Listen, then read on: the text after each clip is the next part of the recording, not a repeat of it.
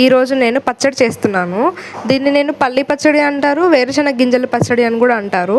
ఒక్కొక్క ఏరియాలో ఒక్కొక్కలాగా. మీ ఏరియాలో ఈ పచ్చడిని ఏమంటారో కామెంట్ చేయండి. టిఫిన్లోకి కాదు, రైస్లోకి. పెళ్ళికి ముందైతే కనీసం టీ పెట్టుకోవడం కూడా రాదు నాకైతే. మంచిగా చేసిస్తే తినడం అయితే వచ్చు నాకు బాగా. ఇంకా పెళ్ళి తర్వాత అంటారా, మాది లవ్ మ్యారేజ్ కాబట్టి మా ఆయనే నాకు అన్నీ చేసి పెట్టేవాడు. మేమిద్దరం జాబ్కి వెళ్ళే వాళ్ళం కాబట్టి తనే మాకు టిఫిన్, లంచ్ అన్నీ రెడీ చేసి పెడితే నేను మంచిగా తినేసి వెళ్ళేదాన్ని.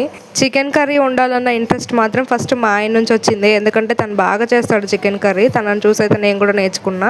యూట్యూబ్ నుంచి అయితే మిగతా వంటలన్నీ నేర్చేసుకున్నాను. ఇంకా బాబు పుట్టిన తర్వాత అయితే ఇంకా వాళ్ళ కోసం తయారు చేయాలి కదా ఏదో ఒకటి. సో అట్లా కూడా కొన్ని నేర్చుకోవాల్సి వచ్చింది. సో ఇప్పుడైతే మనం వంటలన్నీ ఇరగదీసేస్తున్నాం అనుకోండి.